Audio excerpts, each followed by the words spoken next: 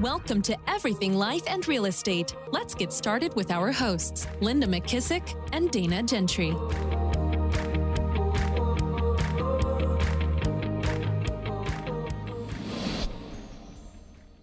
Hi, everyone. Welcome to Everything Life and Real Estate. I'm Linda McKissack. And I'm Dana Gentry. So, Dana, you and I were just saying, I feel like we don't ever get a chance to talk except for something we're going to talk about on the podcast. So we'll have to do a just let's talk. I know, we need to. And series. I just feel like time goes so fast. Do you feel like that? Oh, yes. Yes. It just goes so fast. I'm like, man, it's like already November and stuff just goes so fast. It's all like good things, but it just goes so fast. Yeah, I've heard the busier you are, though, the more makes it feel like time is like speeding by. Like we don't slow down long enough to just savor in the moment. Yes. So, you know, those are the kind of things that slow down time. Everything we do speeds up time. Yeah, that's true. Maybe that's why I'm feeling that way. I told Adam last night we got back, we were literally in West Palm Beach for 36 hours. And this was an epic fail on my part. This is so stupid. But I thought it was like 5 hours from us. So I was like, I never booked flights or had Heather book flights because I was like, we'll just drive and we can take our time and I can take my cooler with my food and stuff like that. And Adam can drive. Yeah, only I ended up, well, we kind of split it because we were both kind of working, doing calls. But anyway, it was 8 hours. Adam's like, why are we driving? I was like, yeah, I don't know. I thought it was 5. So I just never, but so anyway, we drove all the way down. And we were there for 36 hours. It was so quick. Then got back last night because we had stuff to do with the kids and I was worried about the dogs, all the things. But it was so good. I mean, I just continue to think, you know, sometimes I'm like, man, I used to think, I don't know that I need to be going to these things. I feel like I have so much work to do or ththings I need to do. And then every time I'm like, no, this is exactly the room I needed to be in. Yes. Actually, I think that's why I texted you on Friday. I had just a horrible day last Friday. And just needed an adultier adult. And so like, it was like thing after thing after thing. And you know, this is one thing I'll say too. And then we won't have to talk about this too much, but like people disappoint you. Mm-hmm. And always. Yes. Love them anyway. Yes. And it's like, you know, sometimes I'm like, that is just so disappointing. You know, I mean, you just get disappointed in people sometimes. So I just had an off day Friday, and then it kind of truthfully carried through the weekend because I was like half disappointed, half pissed, half trying to be like, okay, no, I am going to respond with fruits of the spirit. Yeah. And it's like so hard sometimes. And I think when we stop being surprised by it, it actually is better, right? That's exactly what Adam said to me. Exactly what Adam said. Stop being surprised by it.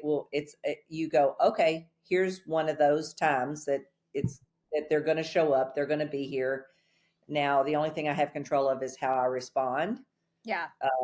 Yeah. Because I think what is hard is when we're so shocked by them. Yes. Right. You know, but really then when you say that out loud, and then now that I think about it, like with this particular situation, which I can't really go in deep to, but like, I really wasn't shocked. You know what I mean? Like I was shocked, but then I was like, I'm really not shocked. Like this isn't the first time this has happened. I know, like I have been through this kind of before with this individual. So I was like, okay, I'm shocked because I wanted to believe it was different, but then I'm like, okay, I'm really not shocked. So just continuing to think that, anyway, yeah. So all that to be said, I really needed the 36 hours that we were down there. It just came at such a perfect time because man, leadership is hard. I mean, you know. Yeah. And you know, when you asked me that question about how would I respond, you had the perfect response.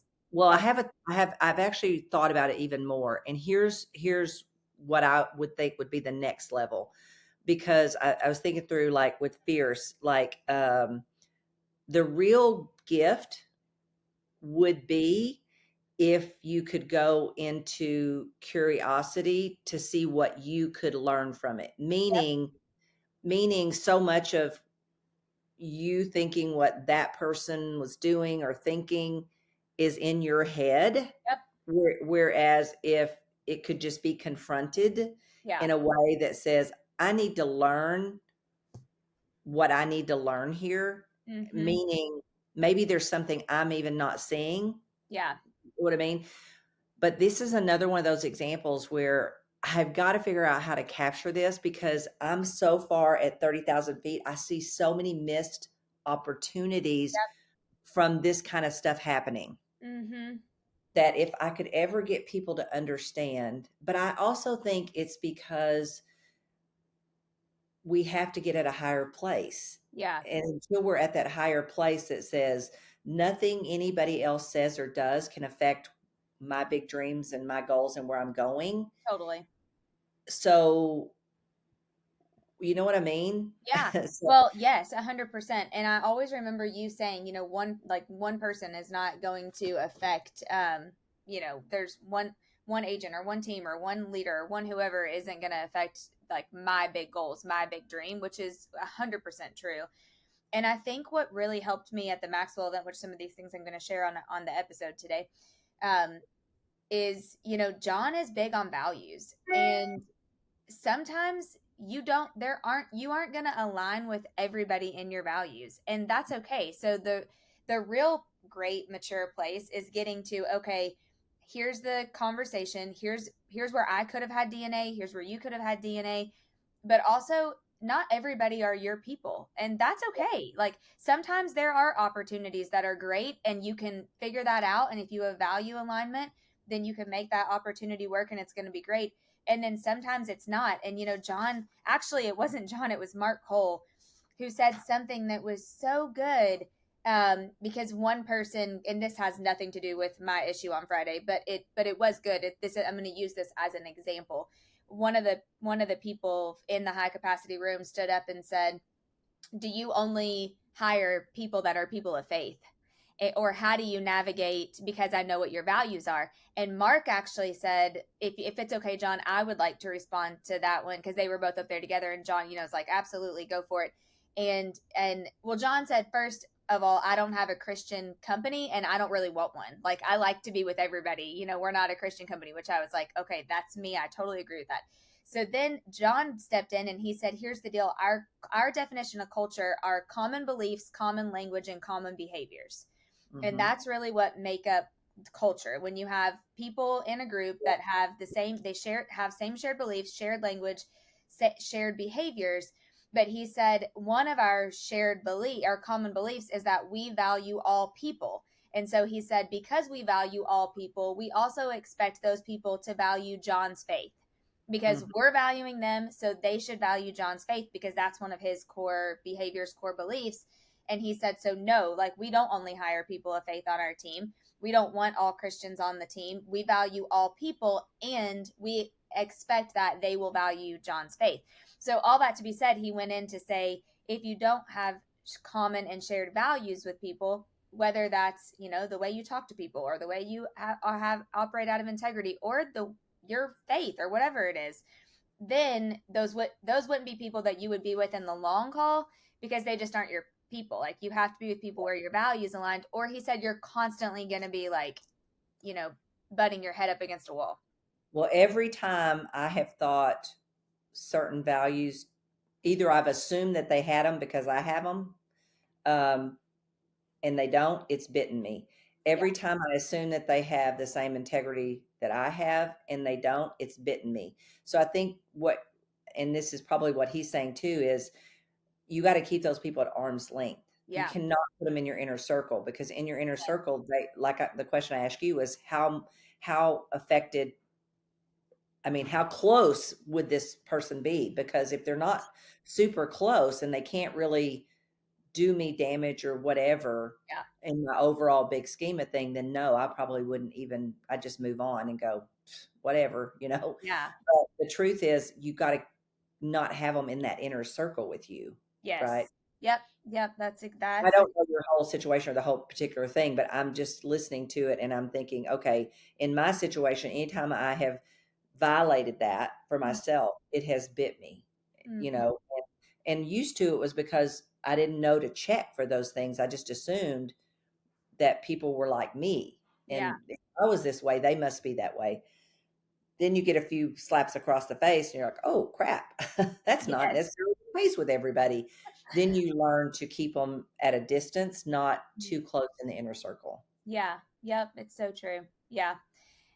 it's wild. But that you helped me with that, he helped me with that, and I got in the room and got my mindset back in a good place. It was like, I don't know if you ever just had like a day where it's like thing after thing after thing, and I was like, good grief, I'm just like, this is a rough one. And I think it goes back to that thing, that saying that I think I said it on the week I was doing. I can't remember which one, but a brick wall doesn't mean no. It means a test for how bad do you want it. yes, yeah, And that's those so kind good. of are more of a test. How bad do you really want it, that you're willing to? And let's take the surprise out of days like this.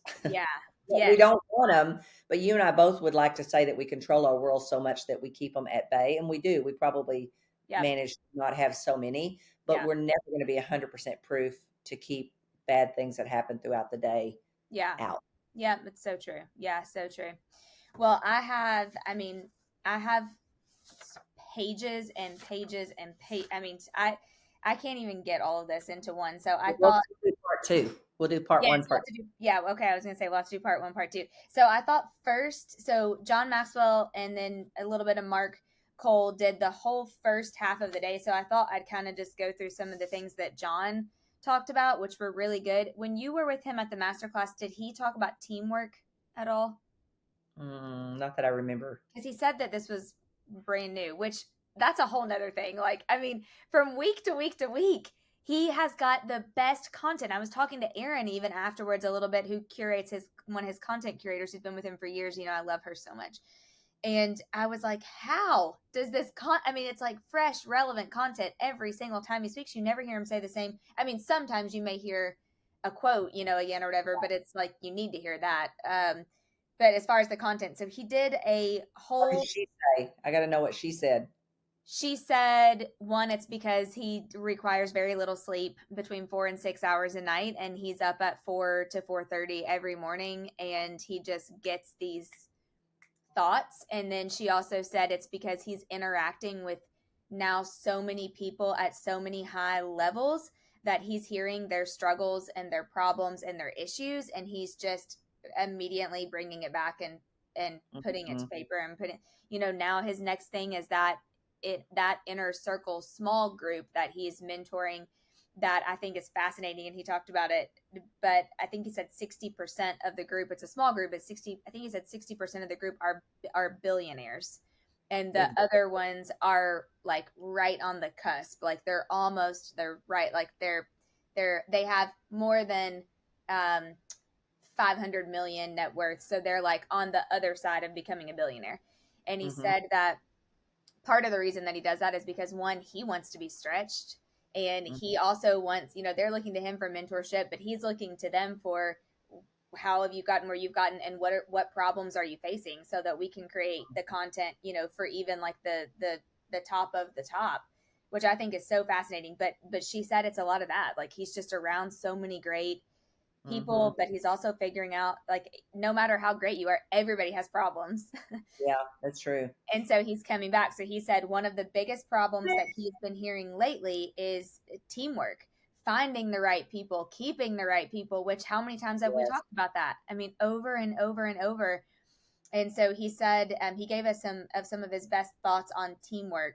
And I mean, gosh, I haven't even had time to really go through all of them. So I'll just share kind of the ones that I starred. But he said, number one, before we even talk about teamwork, what are you doing to develop yourself? The first person you have to invest in is you.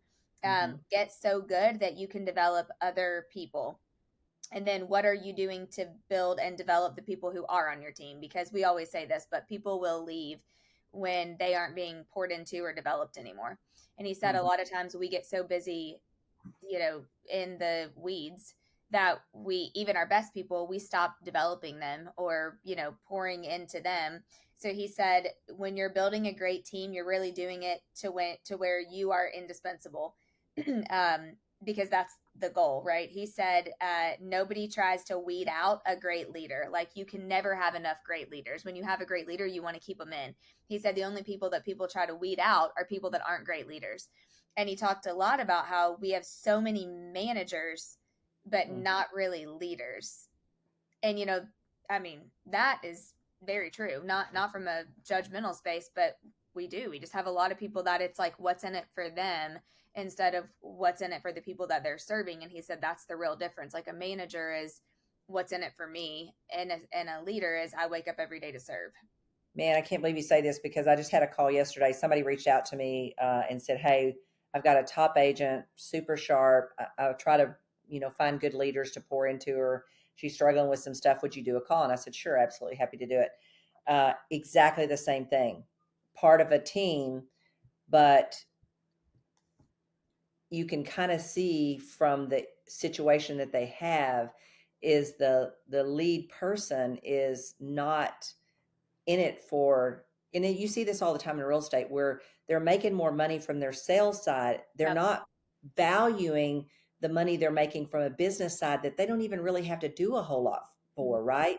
Yeah. And so because of that, they're overlooking what that opportunity could be and leaving themselves stuck in a job, that they're going to have forever, right? And so you could see that and I tried to help her understand that a high achiever's biggest fear is being taken advantage of. So a lot of times, if that leader's not at a higher place, then they're immediately thinking, oh, they want more money, they're taking advantage of me. Oh, they want more trying to take advantage of me.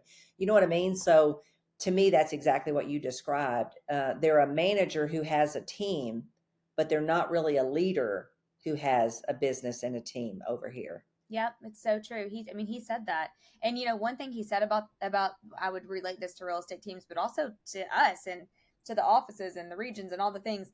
But he said if you had, there's some sort of statistic and I missed that part, but what I wrote down that he said was if you have 6 people on your team after 8 years still together, then you're doing the right thing, because majority of the time the average leader will not have at least 6 of the same people 8 years later that they did before.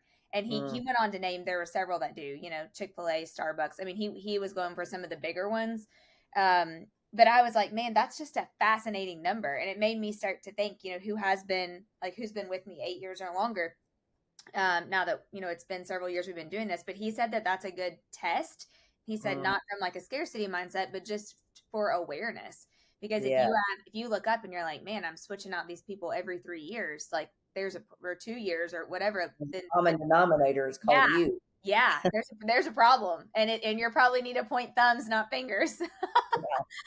Yeah, exactly. So that was really good. So then he went on and gave these thoughts on, he just called it thoughts on teamwork. So the first one was the team rises to the level of their leadership. So same thing, like when you get better, the team gets better. He always says that, when the leader gets better, everyone gets better. He said, when you make better decisions, they make better decisions.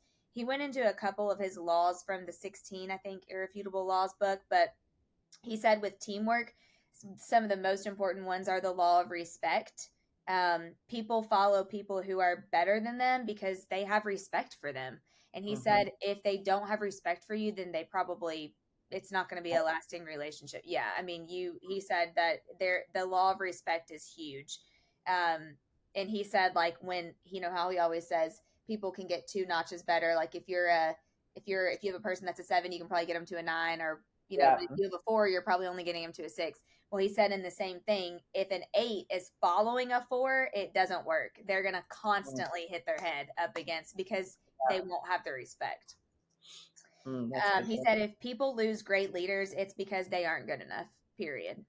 Like they haven't grown their leadership enough. He also said on that one, the law of magnetism and the law of buy-in are really important. Magnetism, you attract what you are. And then buy-in, he said people buy into the leader before they buy into the vision. And he said you can't sell the vision if they aren't buying into you first. So and true. That's true. I mean, I can think of even leaders, I've had or we've had, and if you don't buy into them, you aren't going to buy into their vision. Yeah, that's true. So true. So number 1 was the team rises to the level of the leader's leadership. Number 2 was leaders create a growth environment for their team. And, actually, and, Linda, I just, this, I tell you all the time, but one of my greatest life's blessing is having proximity to you, because you have always, anytime I've ever worked for you, you've always put me in a growth environment. Even if it wasn't a time that you were teaching me, you put me in another room where I was learning. And a lot of leaders don't do that. I mean, they do not put their people in rooms to create growth environments. He said that he called it the leadership bubble. The people on your team can do more in your environment than in another because you put them in growth environments. So if if you aren't putting them in growth environments, then they might look to go to another team who would put them in a growth environment because they would do more. So he said, create the environment and the bubble for your people to do well, and have a plan to create a plan to help them do well. He said, even if it sometimes isn't you creating that, like, are you putting them in rooms? Are you giving them access to coaches? Like, what growth environments are you creating for them? He said, let's see. Oh, he said, if you aren't bigger, faster, stronger, you won't lead the best ones. So you have to create that type of environment where you're always stretching and growing, but you're always stretching and growing your people too, because you want them to be possibility leaders, which is, he said, when you leave me, you will think bigger. When you leave time with me, you will think bigger and more possibilities. Like, if you're around me and in this, environment, you are going to leave thinking bigger and thinking that you can do more. There are more possibilities for you. Yeah. And I think some people don't do it because they're like, number one, the expense and the cost. Yeah. And they're afraid that, well, if I do this and then they wind up leaving, I've wasted my money. But the reality is it's such a form of leverage that if the person, and I think I've always kind of used it as a test.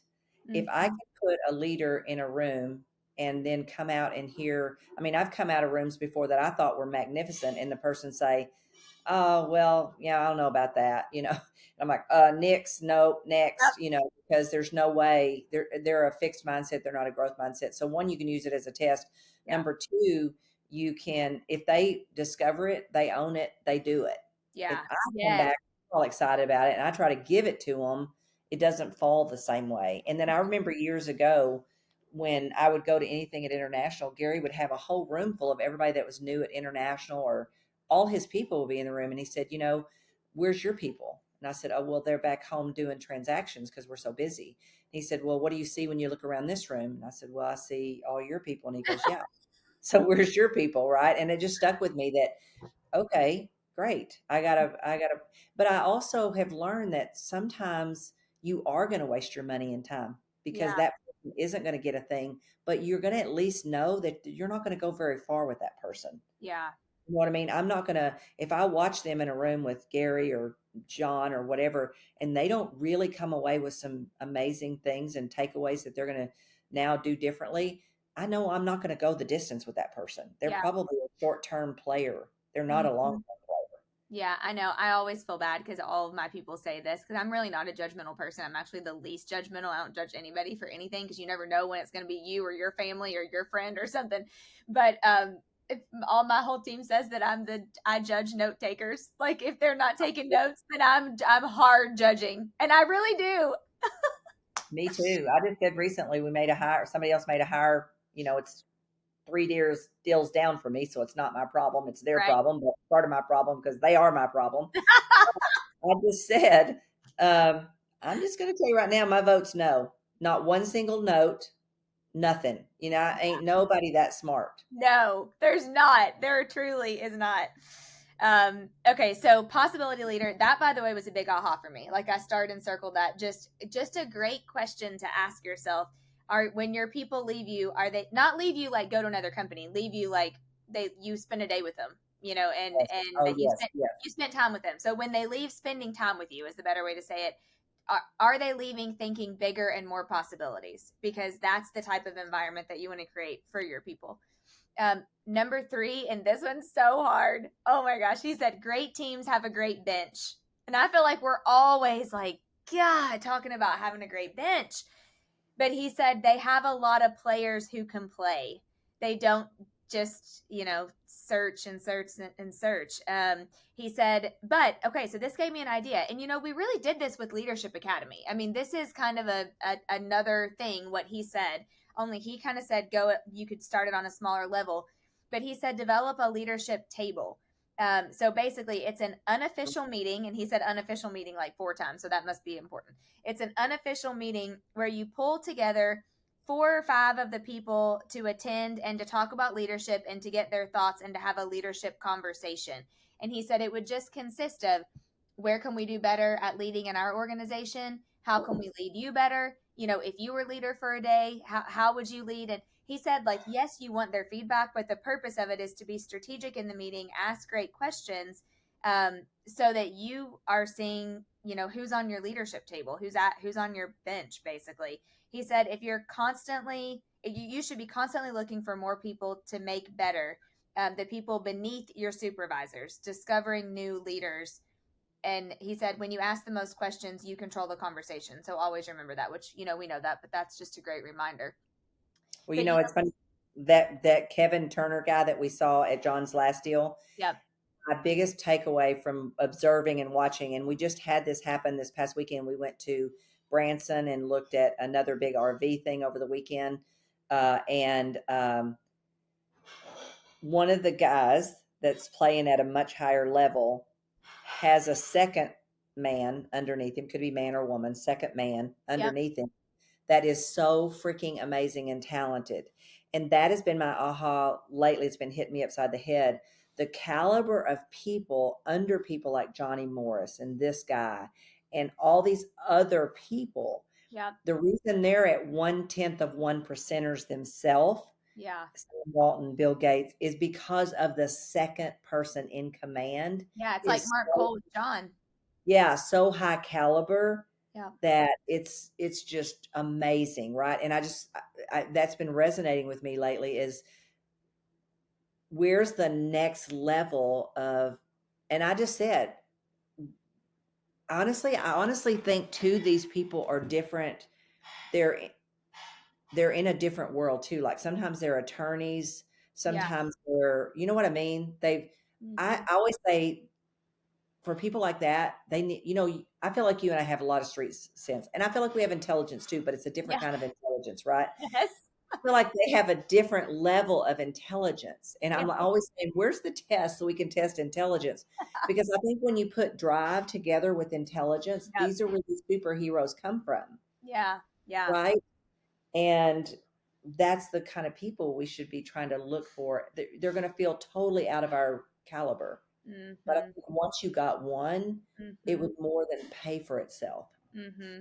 And even if they had a different kind of smarts than you had, like you have that piece. So like them having a different piece is okay. Yes, exactly. But I'm not, when I've noticed it, I always say I've noticed this about KWI too. When they make a hire in some of those leadership roles, I think they go for I think they do measure some kind of intelligence. I don't know that for sure, but this is my theory. Some type of intelligence. You know what I mean? Yeah. Intelligence and that drive and achievement type thing and everything at the same time. Mm-hmm. Yeah. Yep. Totally. So building a great bench and developing a leadership table. I mean, I'm going to go back and do the leadership table with several of my groups. I mean, even if it's 3 or 4 or 5, I mean, it's just a great idea. What's a lot better, okay, so I just said this to my team lately, guys, we have to go back to, we have the best tool in the industry to put talent through the career visioning process. We have the best. It's worth millions of dollars. Every business person I've ever explained our process to, they're like, I would kill for that. We have it right under our nose. The problem isn't that. The problem is our funnel to get enough people through. And when you can get in front of 10 people, you're leveraging your time to see who stands out. I always say, if you've got one person you're talking to, it's hard to know if they're standing out. But if you're talking to 10 people, one really talented person is going to stand out to you because of their language, the things, the ideas they have, all of those things. So I love that idea. We should be doing it all the time. We should be doing it all the time. I know, even if it's, I mean, obviously the Leadership Academy is amazing. And I thought, but right now I don't have the capacity to do that for my market centers to the extent of like what the region does or, what KWI would do, but I can easily send ours. Send them to ours. Oh yeah, absolutely. We send them right back to you. Yeah. We've placed several people. Yep. In opportunities from the Leadership Academy, right? Yeah, totally. Absolutely. But I do think in the meantime, I should be doing little 3 or 4 people leadership tables to even, honestly, Linda, to even see who out of those groups I feel like is worthy of going to the Leadership Academy. I mean, Yeah. it's like, Yeah. I mean, it's a good kind of just a good thing to do. So then number 4, was this the last one? Oh no, there were 5. Okay. Number 4 is you have to know your team to grow your team. And this wasn't really a new thing, but it was a good reminder. He just said that this part was new to me. He said that you need to know what motivates your people. There are 7 basic motivations. Mm. And I had never heard these 7 before, but the first one is purpose. And he said that's their why. Some people are motivated 100% by purpose. It's the why they're doing it. The second one is autonomy, and they're motivated by freedom. Like they are very motivated highly by freedom and being able to have autonomy in what they do. The third one, basic motivation, is team player. And they are motivated by being on a team. There are truly people who are motivated by just building relationships and being on a team, being a team player. Number 4 is excellence. They're motivated by a very high standard of excellence. By the way, these are the people that I'm looking for right now. I want to find people who have a very high standard of excellence. Like they are motivated by excellence because I love that. Number 5 is recognition. They're going to be motivated by being recognized and getting, awards or recognition. Number 6 is money, which I thought would be higher on the list. But some people are just straight motivated by money. And then the last one is progress. They're motivated because they like to constantly see a progress. So as long as they're seeing things progress, then they're motivated. So he said all players have a place where they add the most value, but you need to know what motivates your people.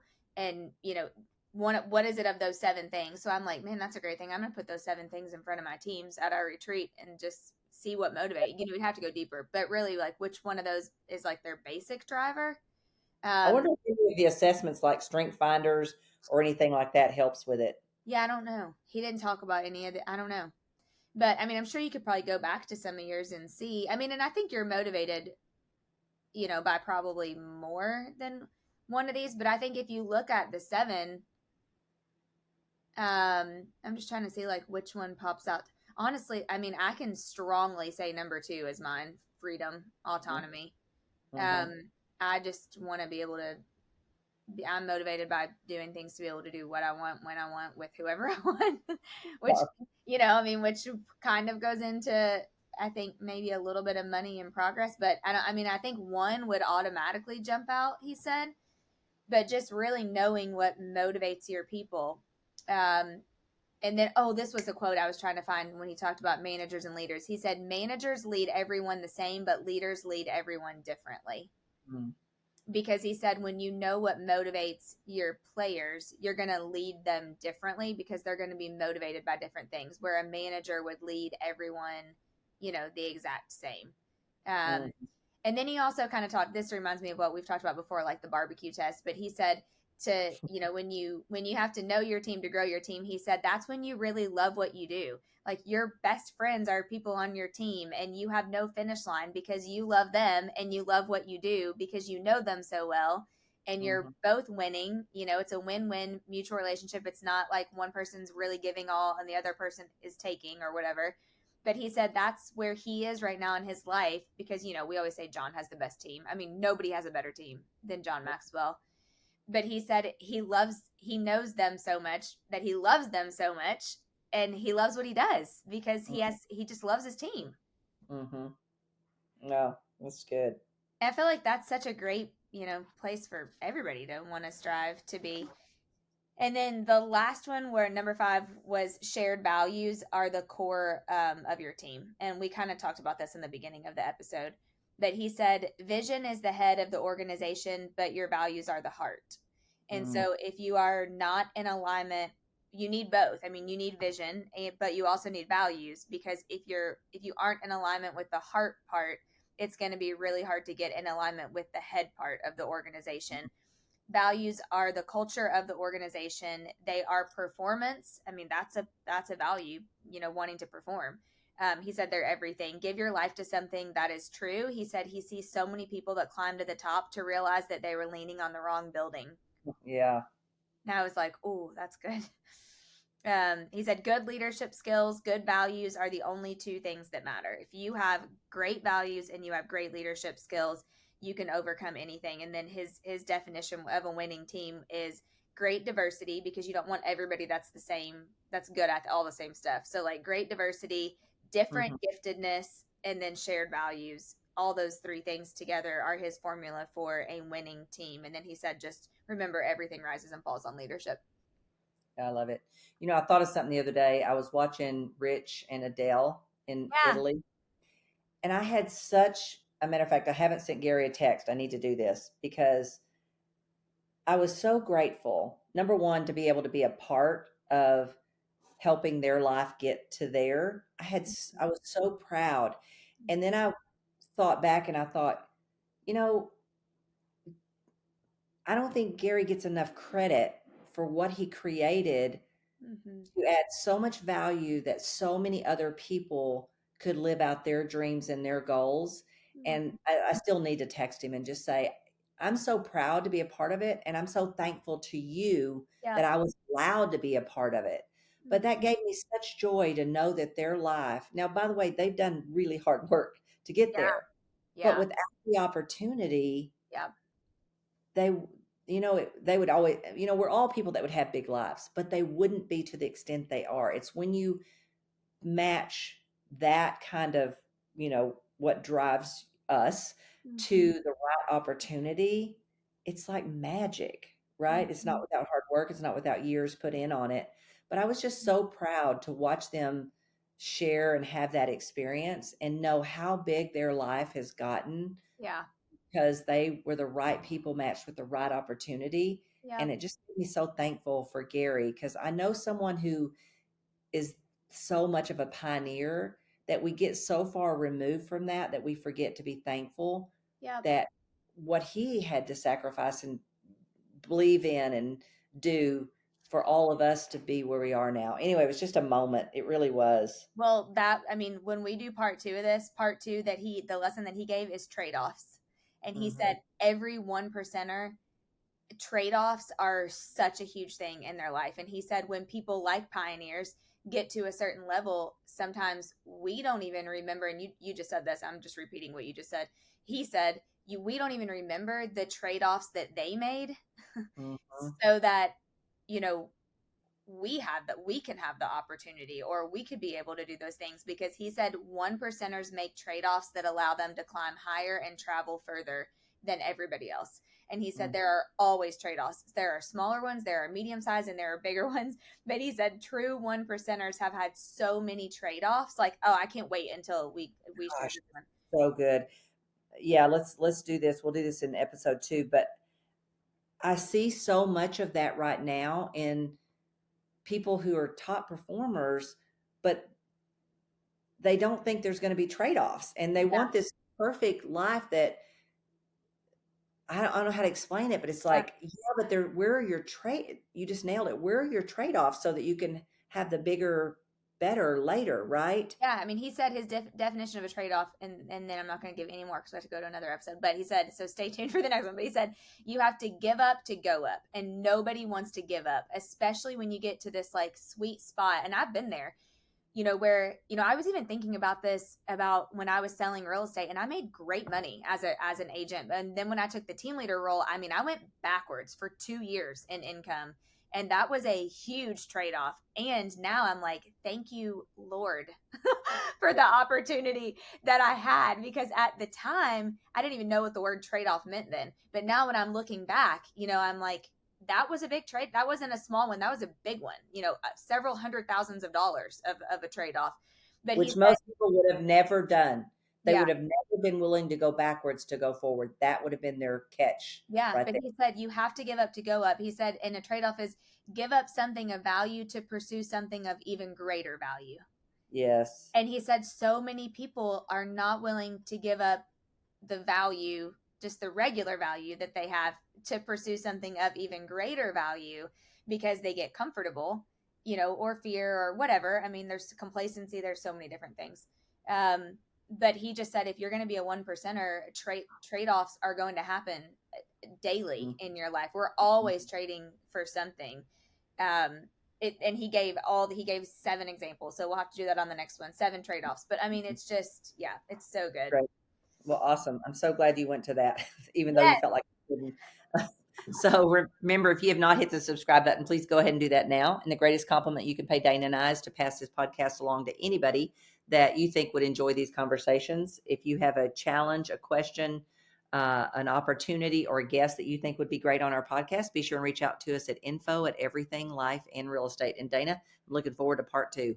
Be sure to subscribe for more business strategies and tactics to inspire you to live an abundant real estate life. Don't forget to rate and review so we can bring you the best content. Find this and other valuable information at everythinglifeandrealestate.com.